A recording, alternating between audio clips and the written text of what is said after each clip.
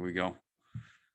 All right, boss. I'll allow you to do the whole formal introduction for yourself, because I'm not Worldwide News or CNN, so it's not going to be like tonight. I'm joined with no. So, who are you, mate? Okay, so my name is Paula Quatromoni. I am from Boston, Massachusetts. I'm a registered dietitian, so nutrition is my first passion in my field.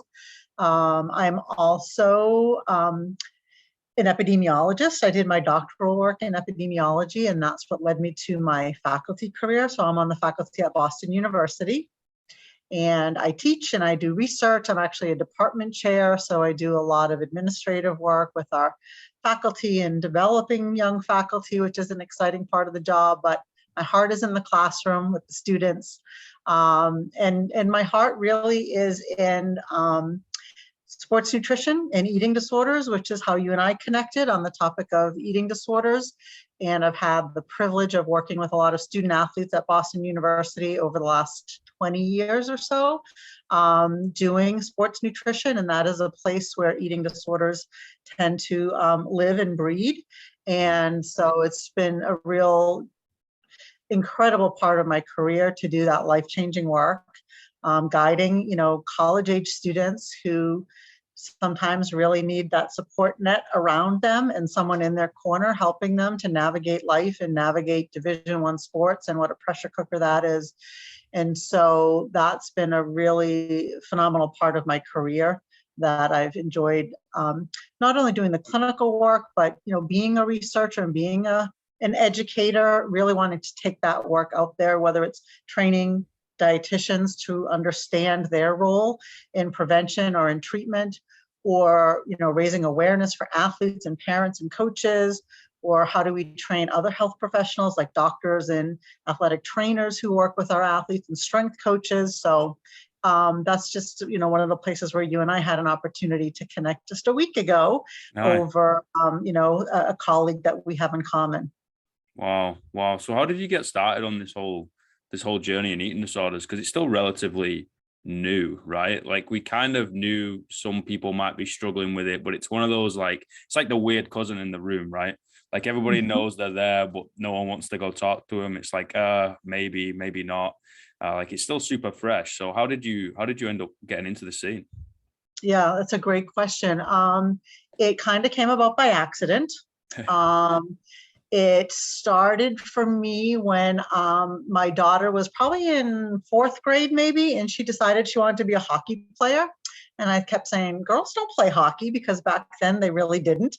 And, I grew up in the generation when my brother played hockey, but it was not a sport for girls. And so she kept begging and begging. So finally I was like, okay, let's get her some skills, learn to skate, and we brought her, she went to hockey camp at BU. So one day I was tying her skates before camp, and I was talking to the head athletic trainer for men's hockey, which is our premier sport at Boston University. And I'm a sports fan, and I'm definitely a big hockey fan. And so I said to Mr. Venice, Larry Venice, I said, do you ever do sports nutrition with the team? Like, is that something you'd be interested in? Like, I'd love to kind of establish some education and just a way to, contribute. He's like, yeah, I was going to ask you the same thing. So long story short, he connected me to the director of sports medicine and said, can we set something up where we can start to bring some formal nutrition education into athletics? Because at that time, our program was not at all connected to athletics, and they had no sports nutrition or anything going on down there very much. And so the director of sports medicine said, she was very much in agreement, but they also had this freshman female athlete on the cross country team. This was in the fall of the student's freshman year, who they were very concerned about because, concerned with regards to eating concerns and an eating disorder. And so they said to me, in addition to setting up some team talks, would you meet with this female athlete? I said, of course. That was the beginning of it. Establishing that partnership to provide nutrition services to athletics built a bridge. And then it was sort of like, if you build it, they will come. And we truly opened a Pandora's box of need, because once you have a trusted person who has some expertise, and you start to build trust not only with the people who are referring to you, but the student athletes, and you start to break down that stigma of help seeking or asking, for support, it just flourished. And we built a really nice practice, not just around eating disorders, but about sports nutrition for performance in general. But of course, what's lurking in there are the things that most people don't want to talk about. And, it's much easier for people to come forward and say, I need help with my nutrition, or I'm having some GI issues and I don't know what to eat before a race. But when you start working with them, you uncover a lot of body image issues or disordered eating thoughts and beliefs and all sorts of things. And so it really started with one female freshman athlete, and it just built from there. Wow. That's incredible. And I think that's testament to yourself for putting yourself out there and being like, hey, it's kind of available if someone wants to take me up on that. If not, no problem. We're all going to do our thing anyway. And I think you hit the nail on the head with the Pandora's box, because it really is like, I usually say you're about 2 or 3 questions away from getting the real answer. Like usually when people come work with me, right, with coaching, like the entire thing is bridging the gap between mental and physical health. And they come to me and it's like, oh, I want to lose weight. I'm like, fantastic.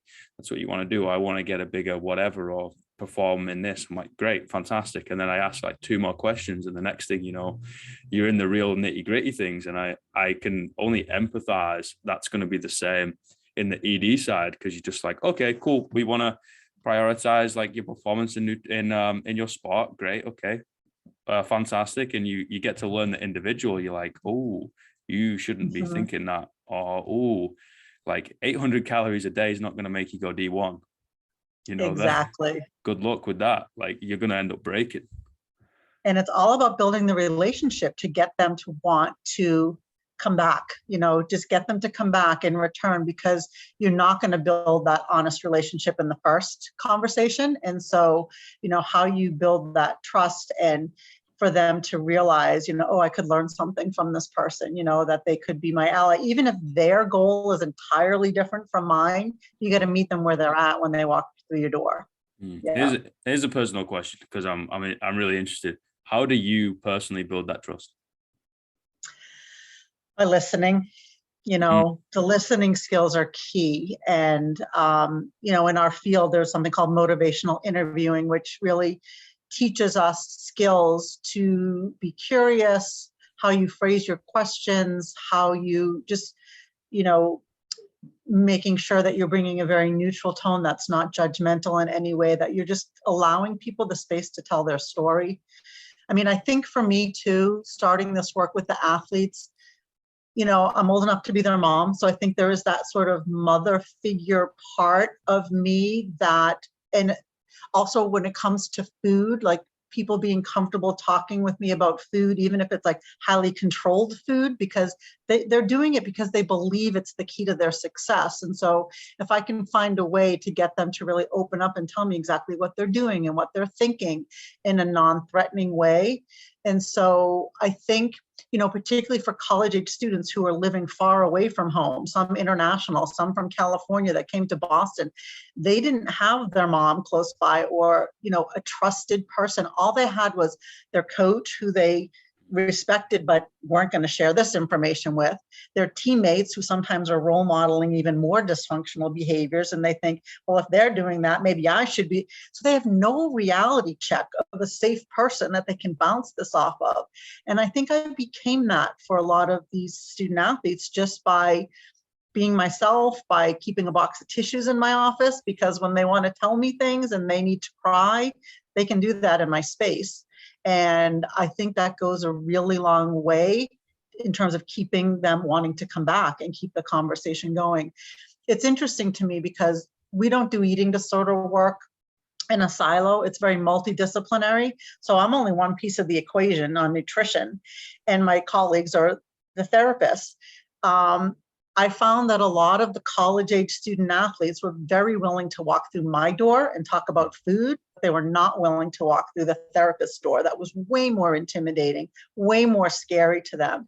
And so oftentimes I had to be the bridge to help them with their readiness to add the therapy piece off, whether it's with the sports psychologist or with another mental health professional or a therapist in outpatient practice, because there tended to be a lot more fear, again, at least with the athletes, about doing the mental health work, whereas they were, at some level, they all understood that they had to eat, that food is fuel for their sport, right? So even if they were coming to me to say, like, help me control my diet to the 9th degree and be, super, super rigid and disciplined, the word they all have, disciplined and committed, at least they were in my office talking to me. But the barrier and the stigma around therapy was a lot harder for the athletes to get over. And so I think my role supporting them on the food side of the equation and I don't know whether it was even around like let's talk about recipes, like you're living off campus in your apartment, like what might you cook for yourself? Like, sure, let's look at recipes together online. Like those are easy places for me to go as a dietitian. So I'm thinking about nutritional adequacy, but they're just thinking about like, what can I make when I'm exhausted at the end of the day after class and practice, right? But we're speaking kind of a common language that's part of their self-care. Mm. I think those things help. I think so. I think your personality comes into it too, of being a people person, and it's one of those which it's hard, right? Because you can't teach someone to give a shit.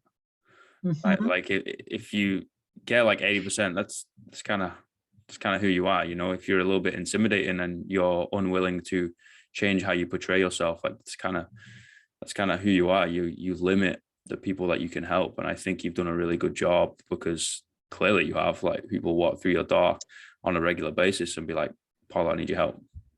Yeah, that means a lot to me. And I think I don't take that lightly. I mean, for my own self, I've been through a lot of stuff in my life. I've been through a lot of therapy, and I think that helps in terms of your openness. And I just think my passion for this work, because I was doing this as a side gig. Like I was a assistant professor trying to make tenure, building a research program and teaching and trying to get funding. This was an entirely on the side gig.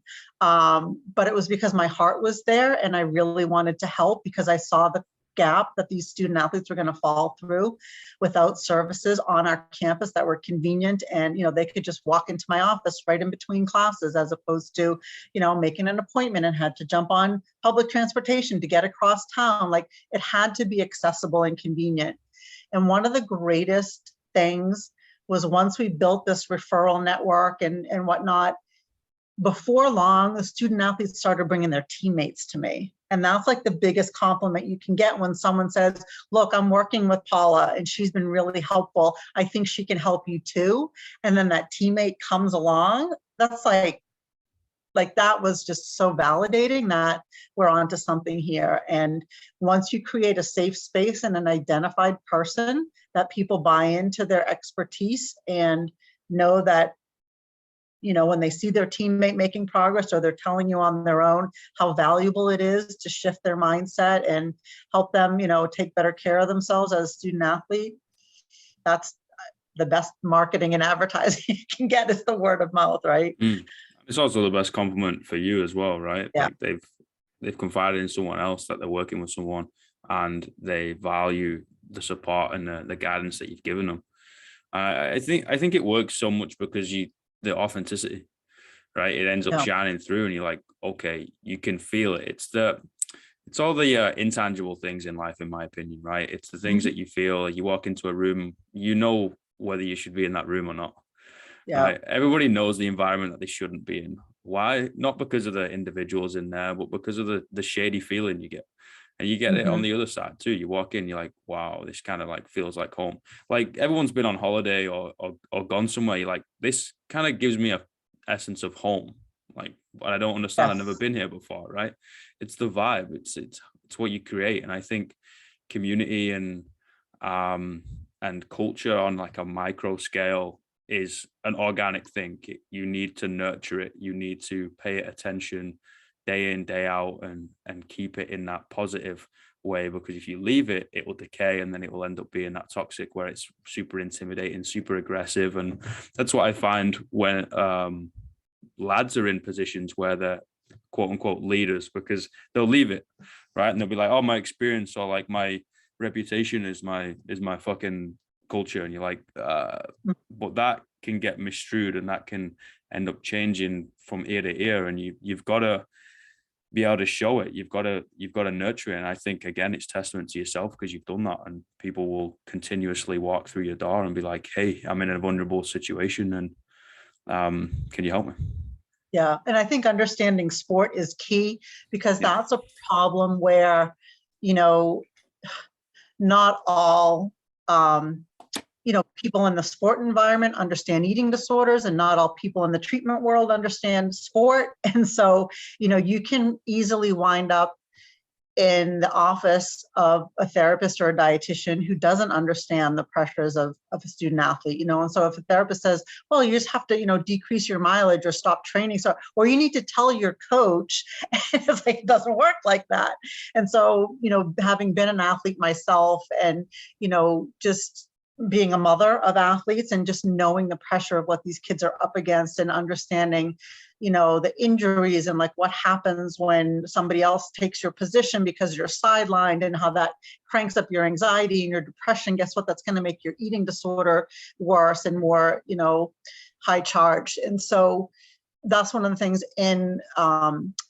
I work with an eating disorder treatment organization, and we've built an athlete specific program because, we know from the research that we've done, and just from all the barriers to seeking treatment, that if you have a specialized program where all of your, providers, your therapists, and your dietitians are dual trained in their discipline, but also in sport, you're going to be more successful, because the buy-in from the athletes and the coaches or the trainers who are referring to you is there because they know that you have that dual specialty expertise, and that has proven really important.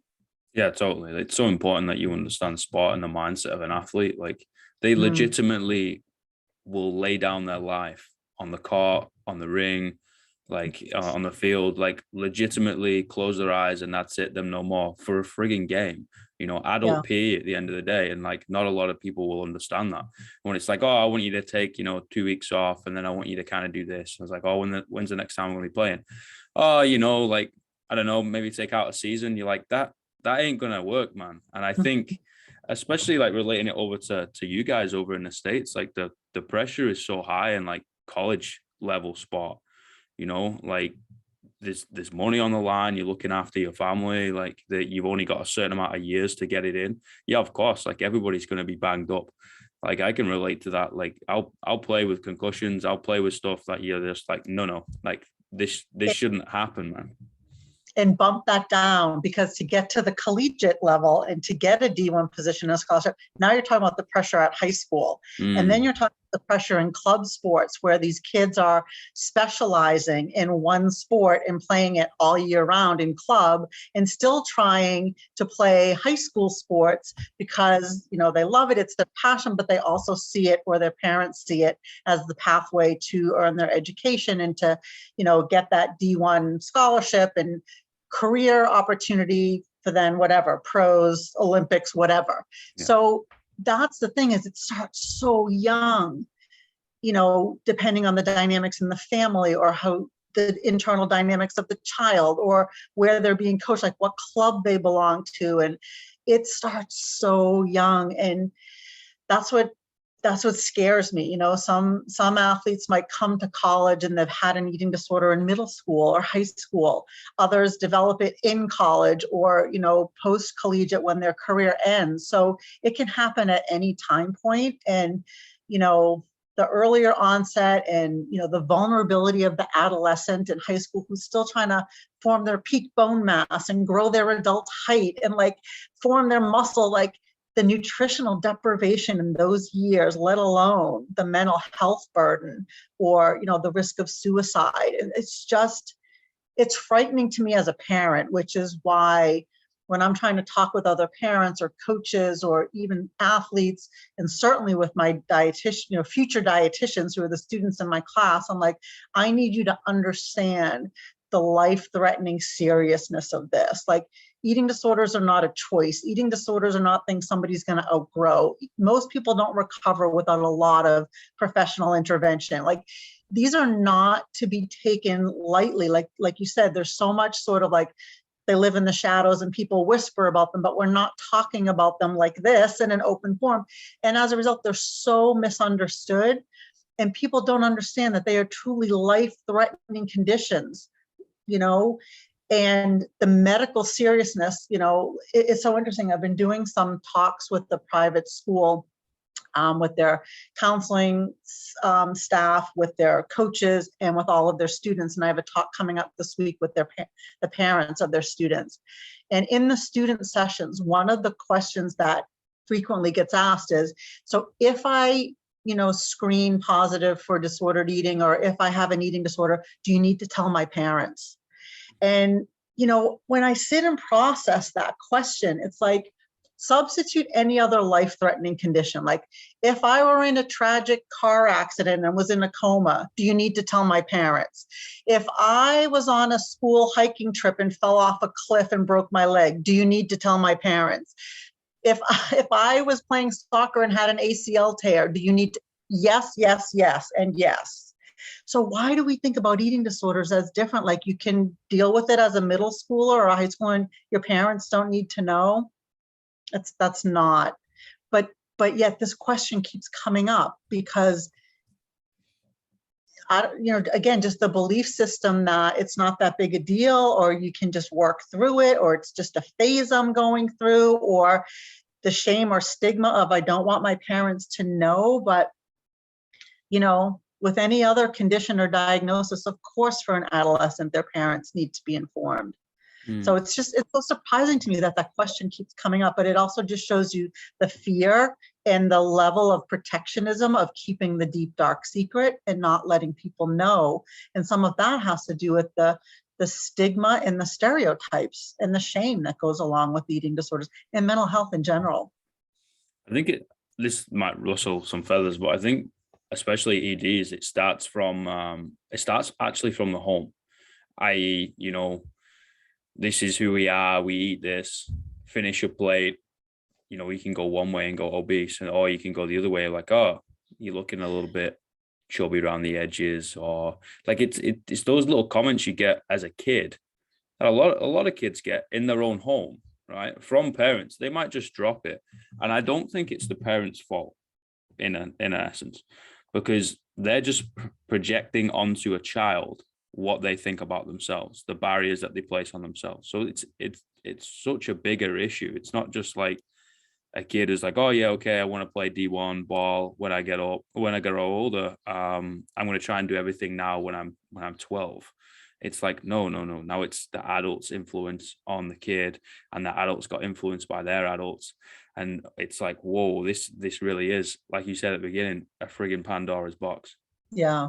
I mean, I would step back a little bit and say that the home environment is incredibly important. I definitely have seen eating disorders that start in college that may or may not have anything to do with the home, because I think the sport environment and the college environment and like moving away from California to Boston, like that environmental shift. So environment is really important, but they're, you know, eating disorders they're biopsychosocial, right? So there's genetic influence, there's biologic predisposition, but then there's the psychological predisposition, and part of that comes from our childhood and the environment we were raised in. And then there's, you know, there's cultural factors. There's things like trauma, right? Whether that's bullying because you're overweight as a kid, or, you know, whatever, big trauma, little trauma, right? All sorts of things. So what I do think starts in the home that is super important is another concept that maybe you haven't heard of, but I'm going to talk about. It's called eating competence. And that is something that truly is a parent's responsibility of raising your children to be competent eaters. Just like I want my kids to be competent drivers and competent students and competent babysitters when they're taking care of other people's children, right? I want to raise my children to be competent eaters. Well, what does that mean? It means that they know how to reliably feed themselves, and that they have a healthy relationship with food and a healthy relationship with their body. And they know that food is nourishment and their body needs and deserves nourishment, and where their next meal is going to come from and what it should look like when it looks on their plate. You know, what food groups need to be there. And if sometimes, you know, you don't have control over your food environment because, you know, you're on a school trip and this is what they're serving, or you're at university and this is what's in the dining hall. Like, how do you make the best choice you can, because you still need to nourish yourself? Maybe the only choice is a vending machine. I can still make pretty damn good choices out of a vending machine, right? That's eating competence. It comes from the child feeding literature, so it truly is like a parent-child responsibility, part of parenting. But what I've learned is that not everybody learns this in their home, and it could be for a variety of reasons. It could be because of food insecurity. It could be, lots of other things going on in that household environment, parents' education level, parents, their own psychological and social functioning in the world. So there's many factors that get in the way of it. Plus, there's so much from our society that thwarts our eating competence, like diet culture and social media and fitspiration and, all of these things. They can derail your eating competence, as can moving away to college and leaving the nice, maybe you're a competent eater at home, but you have no idea how to do it in college. Or maybe you're a competent eater in the UK, but when you move to the US food supply, it goes out the window. So there are so many things that can get in the way. And what we've found in our research is that people who come into treatment for eating disorders have very, very, very low eating competence, because you can measure it. It's a research tool.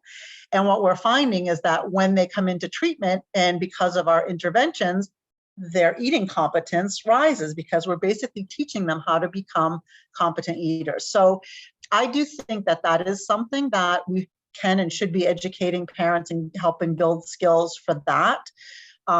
So I think, rather than saying, eating disorders start in the home, I think eating competence really does belong in the home. And that's like an adaptive skill we could help people to build up, or help parents to fortify for their children, because I think that's just a piece of their armor that they can carry out into the world if they've learned that in the home.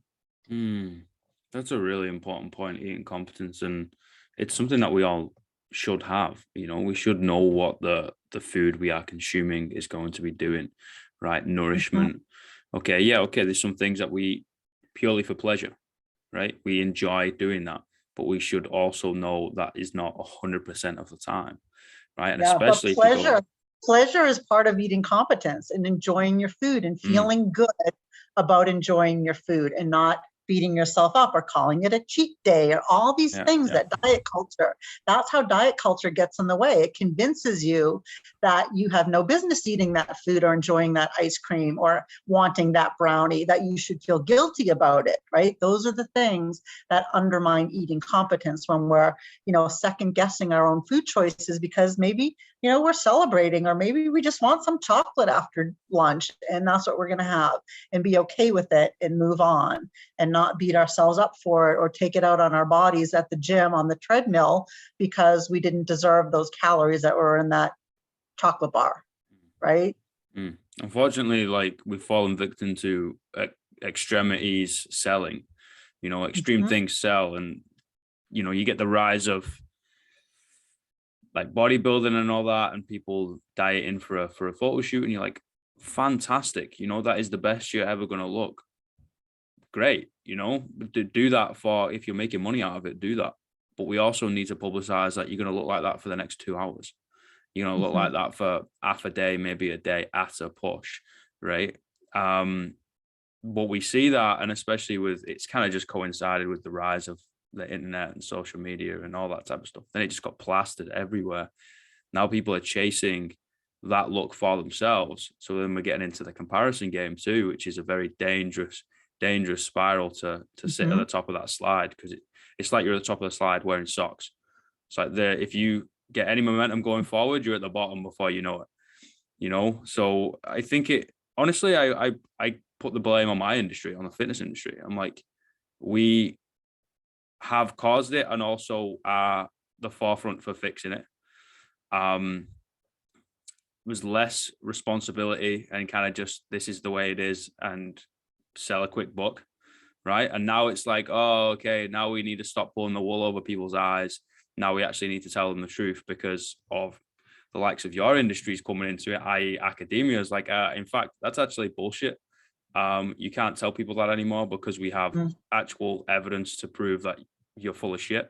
You're like, oh, okay, yeah, okay, maybe we need to start talking to people and in real time, and comparison's a big one, man. Like it Yeah. goes off into so many different little avenues, and it's really been brought to my attention a lot lately, this Yeah. comparison. Yeah. Because the problem is like you can achieve that, but at what cost? Yep. And the cost to someone else might be far different than the cost to you, depending on your mental health and your predisposition. Like some people can, take a very harsh feedback from a coach that's criticizing their body, and it just rolls right off their back because they stay focused on their performance and they know how they're fueling themselves. Other people, it gets inside their head and it totally undoes them.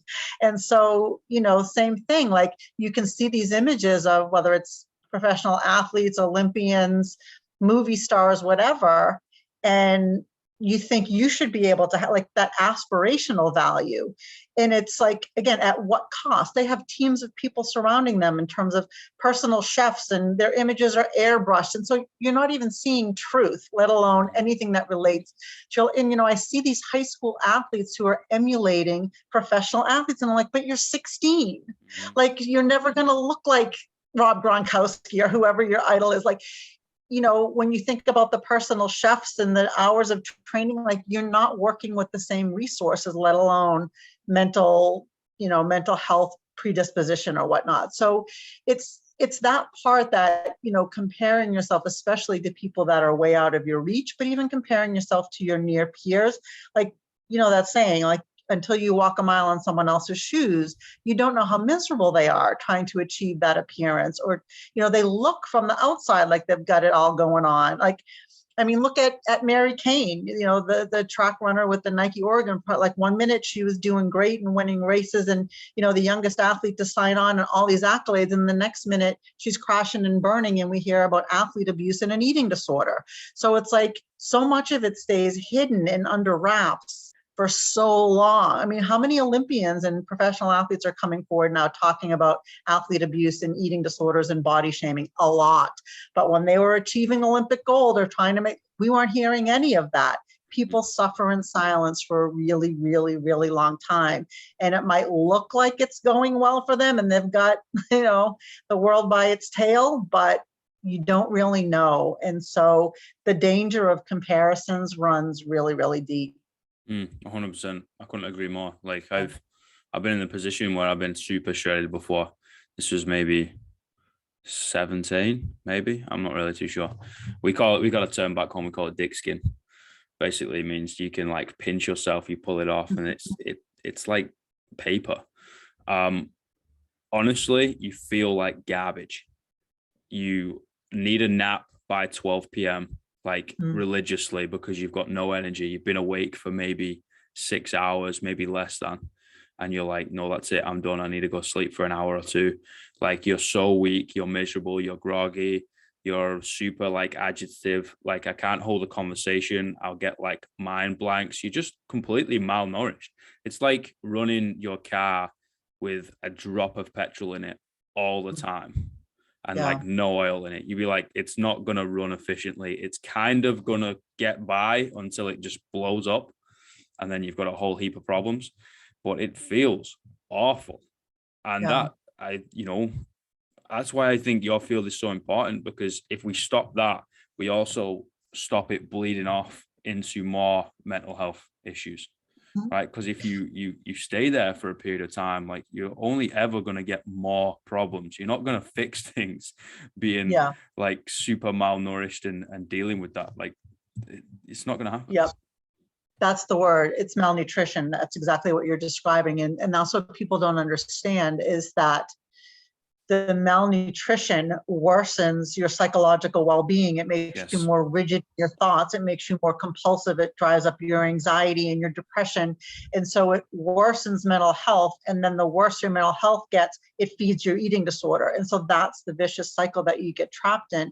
And it happens to athletes, even athletes who are achieving things, because again, people try to figure out how close can they dance to that line, how close. And when they get further, then they're like, okay, now I'm here. What would happen if I go a little bit further? And then they go a little further and they go, okay, now I'm here. What happens if I go a little bit further? And before they know it, they've been totally sabotaged themselves, performance wise, physical health, mental health. And so, all of the medical consequences, to your psychological well-being and every organ system in your body, whether it's your GI tract, your endocrine function, your hormones, your cardiovascular system, muscles, brain atrophy, everything, it's all a result of malnutrition.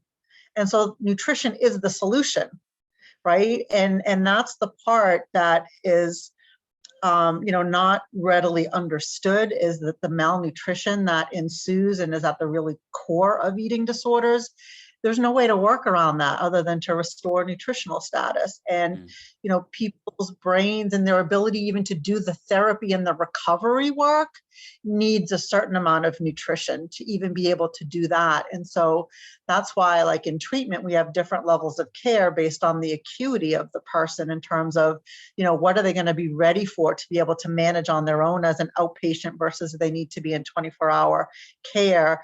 It's not that we're putting you there because you need to be removed from society. We're putting you there because we have to nutritionally rehabilitate your body and your brain to then be able to really do the hard work in recovery. And so, again, that's very underappreciated by most people when they think of what does it take to treat or recover from an eating disorder. This is going to be quite an open-ended question, and it could go down wherever you take it, but how do you deal with the fear of eating? The fear of eating. Yeah. I know that's quite a broad question. No, it's very real. It's very heightened. A lot of it is, the cognitive behavioral therapy of breaking the cognitions, disentangling the cognitions and the behaviors, and another treatment approach called dialectical behavioral therapy, DBT, so CBT and DBT, and that's what the therapists specialize in. And part of DBT is learning to sit with both emotions and using statements that are linked with and. So I am afraid of eating this food because it has carbohydrate in it, or I'm afraid of eating this food because it has fat. Those are two nutrients that often get targeted, the big fears. And I need nutrition to recover. And so you can be afraid and you need to eat. So you can have fear over this food and you need to put it on your plate. And maybe today the goal is just to put it on your plate and look at it. Maybe tomorrow the goal is to poke it with a fork or cut it up into pieces and put it on your fork. And then maybe it takes to the third day before you're willing to put it in your mouth. But we have to work through those fears, because you can have those fears and you need to eat. So we try to do the eating and, starting with, what foods are most palatable, what do you enjoy, let's plan breakfast together. What would you like to have at breakfast? So we really work with the patient's preferences and their readiness. And if they can't meet their nutritional needs from the food, we use nutritional supplements because we have to get those calories and protein and healthy fats and carbs into them somehow. So we do what we can with food, and we use supplements. And if there's, very deep refusals and inabilities, those are the patients who are at the higher level of care who often need to have tube feeding, because we have to get the nutrition into them. And so again, this is where the level of acuity of how sick the patient is in terms of their vital signs, their blood pressure, how low weight they are, or how much weight they have lost in a short period of time, determines if they need that higher level of care where a tube feeding would be indicated if there's really an inability or refusal to eat, or if they are at the lower levels of care, we're taking that food approach, but the therapists are doing the work around, accepting and acknowledging the fear and labeling it and acknowledging that it's okay to feel that fear and you need to eat. So how can you take one more bite? Or how can, okay, you said chicken is something you would like to try. It doesn't have to be a chicken nugget, but would you like to start with, sliced chicken on a sandwich, right? So finding their starting point It's a lot of coaching them through, because then they also have the fear of, oh, I feel bloated, I feel distended, I can't digest this. All of those are very real bodily sensations when you start to refeed, depending how low your calorie intake has been. And we have to work and coach them through all that discomfort. And a lot of it is validating them. Yes, it's normal that you would feel this. It's okay. This is your body's response. And just helping them understand and take one more bite. Wow. The acceptance of the fear of like it's okay that you're experiencing that is that's really resonated. That's really hit home. I think that's the nail on the head, like usually it's kind of like you keep yourself in the shadows because you're like, oh no, I can't feel like this, I know I'm wrong, or in whatever sense. We can even take it out of the conversation of EDs, right? Like that's usually Mhm. the shame that comes with it, and you sitting down and be like, okay, you're feeling something and that's okay, right? Yeah. However, we want a desired outcome, and that means we need to go through this. And validation is huge in this field, because a lot of stuff surrounding eating disorders stems from people when they are not validated and their emotions are not validated, or their voices are not heard, or they're hurting over something and they don't know how to process their emotions. Because eating disorders are their coping mechanisms. And so when people don't have healthy ways of coping with their emotions, because they've been invalidated or they've been bullied or mistreated or violated one way or another, the eating disorder is the way that they cope and that they can take control in their lives. And so until they've developed healthy coping mechanisms to deal with their fear and anxiety and all of these other emotions, that eating disorder is going to be their comfort, and it's going to be their go-to, whether it's at the exercise disorder that says get on that treadmill and don't get off for 3 hours. Like that's a part of their coping mechanism too. So we can't strip it right away, but we work to diminish it and eventually put it out of its job by replacing it with healthy ways of coping. So validating the emotions and learning to sit with the emotions and tolerate the distress of that fear and that anxiety is a very big part of treatment. It's untangling it all, isn't it, really? Rather than just coming in and cutting the cord and being like, right, no, we're going to do this. It's like, whoa, we need to start by like crawling first, or maybe like trying to sit Yes. up, before we start trying to run all the way up to the top of Everest. I was like, that's okay, great. We got that as a goal. All right, let's put that to the side. Now we need to do the breadcrumbs that's going to take us to Hansel and Gretel's house. Exactly. It is very much going back to basics and taking it really slow, because they are very, very complex. And, food has emotions attached to it, right? Maybe, certain foods are off limits in your house and you were shamed for wanting them or eating them, or, certain foods evoke memories of certain people who are maybe positive or negative in your life. So again, we try to connect them to the positive things, or, saying to people, well, how did you celebrate with food in your family? And like, what's a positive emotion around food? And can we capitalize on that? Right. And so Mm. we're trying to use any tool in our bag of tricks to, connect the dots for the clients and help them. Eating disorder work is very client centered, as all of our clinical work should be. Like, they are in the driver's seat, we're just the facilitators. They have to do the hard work. Like, we can't be working harder than our clients, so we need them to engage with us and help steer the course, and we're just guiding, right? Because Mm. they're the experts on their own life and their own preferences and their own positive emotions or negative emotions. We just need them to share them with us so we can understand them and kind of help guide them along. I love this because it links to, I'm a bit spiritual and a bit philosophical and a bit hairy fairy that way, right? And it links to, I think everyone should sit in their own space and kind of figure out who they are, the light and the dark that comes with it. And that self-awareness is paramount in everything. Even if you're in a Yeah. really, really, really, really bad state, if you know that and you're aware of it, then you're going to someone like yourself with so many tools in the toolbox, rather than just turning up Mhm. empty and a closed book, right? And most of the Yeah. time, those individuals would never even walk into your room because they're completely closed. but like sitting in your own space and doing whatever you need to do to kind of decipher the code that your body's telling you, and then go into experts like yourself to be like, right, you're going to have to guide me to do this. Granted, I would have to do the work, but with your guidance, right? It's like kind of getting in a car with Google Maps on. I know where I'm going, but I've still got to drive it. Right. And that's why I like to use journaling a lot, because it builds that level of self-awareness, and it gives people the permission to think about, whether it's you're giving them a prompt and asking them a question, or, really retraining their voice too, especially the way that people talk about food and their bodies. And I find journaling is really powerful because it lets them process and put things on paper or in their computer files, whatever, but they're getting it out, and they often share it with me.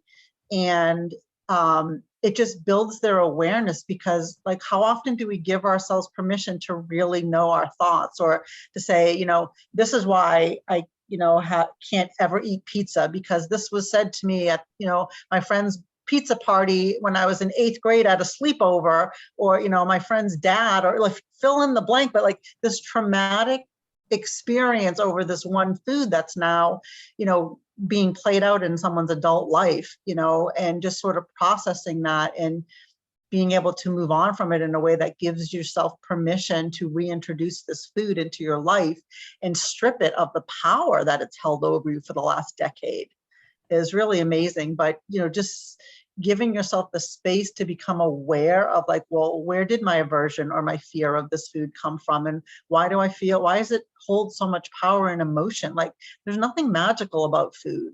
Like, we give it way too much power, and, just sort of normalizing. I think part of validating is normalizing and saying, yes, this happened to you and it happens to others, and this is part of your life experience. Let's process it so we can move on from it and put it in its place. For sure. I think the magic lies within us, right? The humans, the living things. And even to play devil's advocate of like, okay, whatever you're experiencing is one, like on the entire planet. No one has ever experienced this before. Obviously, probability would dictate that's very, very unlikely, but that's still okay. You're a human being. That's fine. Whatever happens, that's fine. All right. Whatever you're experiencing, that's fine. Right. Even if you are quote unquote as labeled the freak. Okay, that's fine. Us human beings, we are freaks that we are still here. Like, that doesn't make any sense. The probability that we're here and breathing and kicking, never mind like speaking to each other on this like thing that we call a laptop, right, through the internet. It doesn't make any sense. It's a freak accident.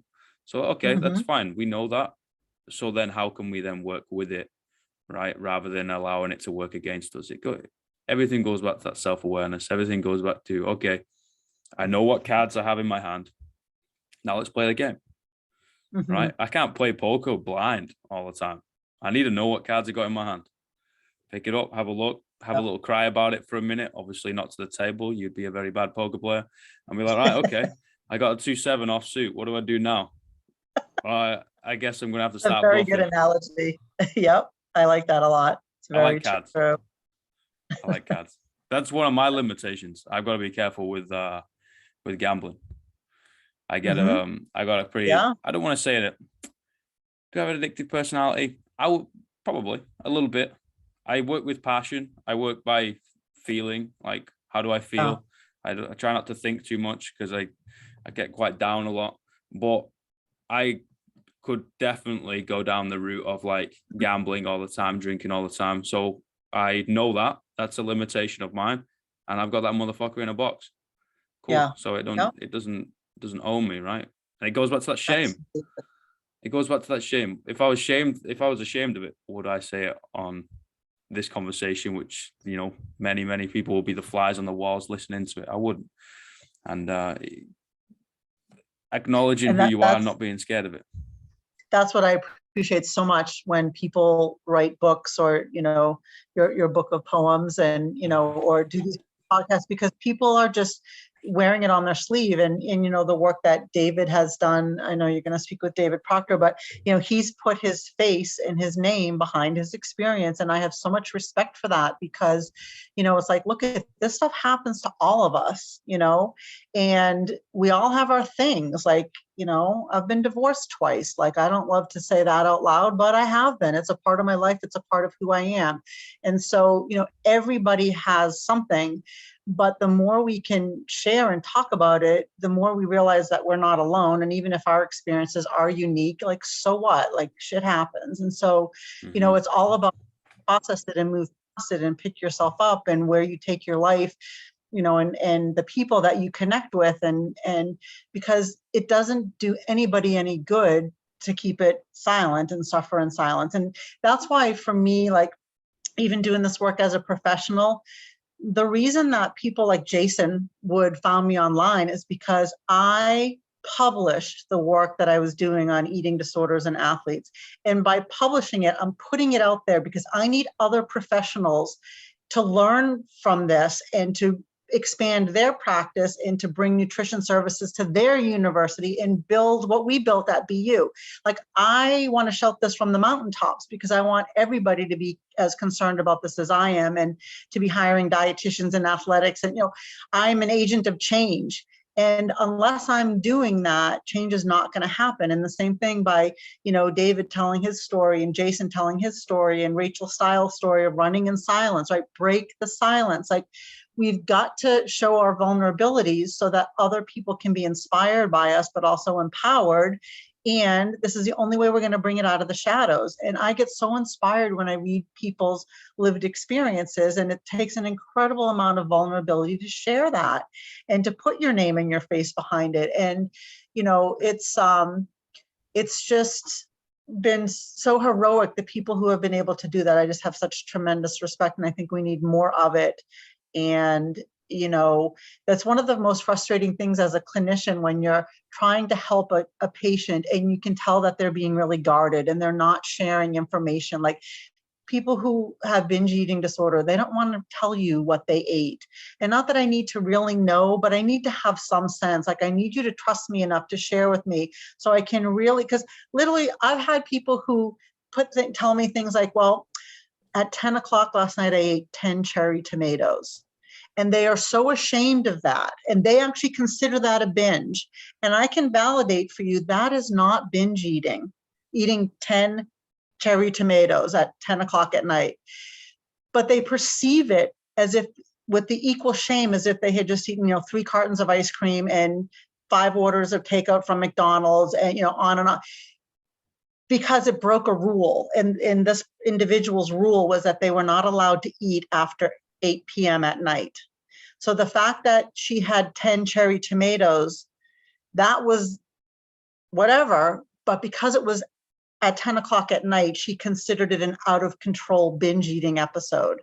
And so this is why I need to know as a clinician, like, you need to be vulnerable enough to tell me that, so I can help you understand that that is not out of control eating. That's a different part of your eating disorder. It's rigidity and rule setting. And I can also help you with that, to learn to be a more flexible eater and abandon those types of rules, and teach you to say, well, why did you want those cherry tomatoes at 10 at night? Well, I was up late and I was writing a paper and I kept dozing off. Yes, your body needed fuel. Like, I can help you understand physiologically. And, by picking cherry tomatoes, that's a nutritious choice. Actually, maybe you need to leave in a little bit more carbs at that hour, right? So, like, I am better equipped to help you the more vulnerable you are with me and truly tell me. Because if it was 5 orders of McDonald's takeout and 3 quarts of ice cream, then we have a different conversation. But for me to be able to really tailor my guidance, I need you to let your guard down a little bit and be vulnerable, so I can help you the best. And that's where we try to get at when we're working with our clients. And that's a long journey. Like, people don't tell you that stuff on day one, and that's where the getting back to the building of the trust comes in, because it requires a lot of trust for people to tell you about things that they're really ashamed of. Yeah, it does. It really does. But at the same time, wearing that vulnerability is a plate of armor. It is exactly that, a plate of armor. And, like, you've literally just displayed to the world that you're unbreakable. You know, Yeah. it's so cool to watch that penny drop moment, right? Of someone who is so ashamed of themselves, of emotion, that we're all mortal. We, you know, we're all conscious. We all feel emotions, and they're ashamed of it. And the next thing you know, now they wear it like a badge of armor, and their heart is pumping on their sleeve, and you're just like, this is Yeah. beautiful. You know, it's because of all the knocks along the way, the twists and turns along the journey, the scars on your back, like that. That is why you are a being of beauty. You know, we all love stories. We all read them. We all watch TV. We all go to the pictures, right? Go to the cinema. If I went to the cinema, I paid say $10. I was like, all right, this is a story about Paula. Once upon a time, there's a lady named Paula. She lived happily ever after. The end. I'd walk out and be like, give me my fucking money back. That was shit. You know, no plot twist. There was nothing. That was Yeah. just boring, man. I fell asleep 3 times. Like, come on, what is Oh, this? Give me man, my I've 10 got bucks some back. plot twists. I've got some plot twists where you wouldn't even believe. Well, that's the point. Sharing stories, you know, Exactly. like it makes a great story over a whiskey. Absolutely. You know, and if people could get that into their head, and even if they're going through it right now and they're like, you know what, in 10 years' time, this is going to make one hell of a story. That's all we are. Hmm. We're just collections of stories that one day we throw dirt upon. That's it. You know, write a Yeah, fucking cool story. If it's got more tribulations and failures and all that, it's going to make a better story. absolutely. Mm. Absolutely. And it helps to, teach others, next generations, whether it's on the personal side, the professional side. There's just so much richness. I mean, one of the places I connected Jason to is an organization called This Is My Brave. And their tagline is storytelling saves lives. And Yes. it's true. They put on this live stage show. Before COVID, it was live. Now it's been moved to virtual, of people standing up and telling their stories about their mental health struggles. And you can see that these are people from all walks of life, really successful people, people who are thriving in their relationships and marriages, or in PhD programs, or they're executives, like people from all walks of life. And everybody has a story to tell, and everybody's got the stuff that they're struggling with, or that they've overcome, or that they've been through, and they're trying to share it to empower the next person who's similarly struggling. And it's such an amazing piece of work that they're doing, and storytelling saves lives. Absolutely. Yeah, it does. It really does. That's absolutely beautiful. I got 3 questions that I'd like to ask everybody, and Okay. I'm actually buzzing to hear what you got to say. Yeah. So, question 1 is, what's the greatest piece of life advice you've ever received? Oh, let's see. I think it's going to be a little bit academic, because I had a family friend who was a great mentor to me. And when I was preparing to defend my thesis for my master's degree, so even before I did my PhD, he said to me, nobody knows what you did or why you did it better than you, because you're the one who did the work. Mm. And I carry that into my work. I relay that to my students when they're feeling anxious about giving presentation, and whether it's life and personal things, like to take ownership for your decisions and your choices, and be proud of that, and stand firm in that, and know how to justify and stand, like, don't let anybody take you down over it, in other words. And I come back to that phrase a lot when I just need to be reassured that, like, I'm a competent decision maker, and I know what, when, don't second guess me, kind of thing. And Mm. I standing behind my actions and my choices, and that level of accountability has always been, that's my integrity, whether Mm. it's personally or professionally, the integrity piece. And just really being given the permission at a young age to be rock solid in that was life changing for me. Wow. Yeah, I can see how that would change your life. You know, and like that's really important. Yeah. Wow. Question 2. What's the worst piece of life advice you've ever received? Suck it up. Hey. Oh, I mean, that just denies every emotion you're going through. it's invalidating. It's, it just takes the wind out of your sails when you're feeling something emotionally and someone denies that depth of your emotional reaction. I think that said a lot to athletes. I think it said a lot to women. I think it's, probably nobody has not had that phrase said to them in their life.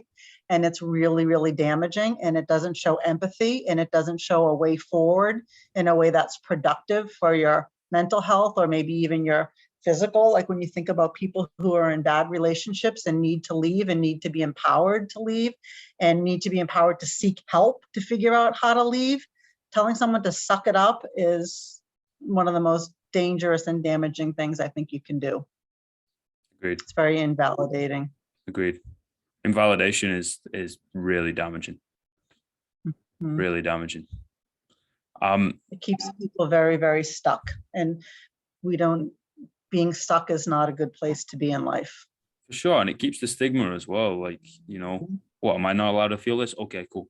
And then that's it. You don't get anything else. And that individual is living, in this fake kind of world. It's like, no, like take them out of the hourglass, We're not living in that, everyone's got those little snow globes over Christmas time. We're not living in that as a world, like get out of the snow globe, like go live life. Life is the pendulum of all emotions. You're supposed to feel it all. It's going to be really shit at times, and you're going to think about quitting the game, but also it's going to be so good that you can't define what you're feeling. And, hopefully they outweigh the bad times. I think the other part of suck it up is like, you don't really have a choice, just deal with it. And the truth is we always have choices. And that's another great piece of advice a friend said to me once, you chose this, you can also unchoose it. And you can say, this is no longer working for me. And again, just brilliant advice, the antithesis of the suck it up mentality. And I think being stripped of your choice and your agency is also a very dangerous thing to have thrust upon you by someone else.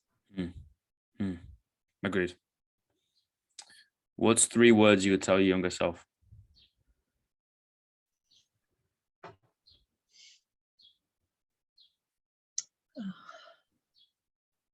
Wow. So many things are coming to mind. Believe in yourself. That's 4 words. I mean, stay true to you kind of thing, like follow your own compass, follow your heart. I think that's hard to do as an adolescent. And I think it really requires a network of people around you who really always reinforce that message. Like, not just that you can do anything or be anything, but more like, again, listen to your heart. One of the other 3-word phrases that comes to me really quickly is get out sooner. I think there are a lot of things, situations, relationships that I stayed in way too long.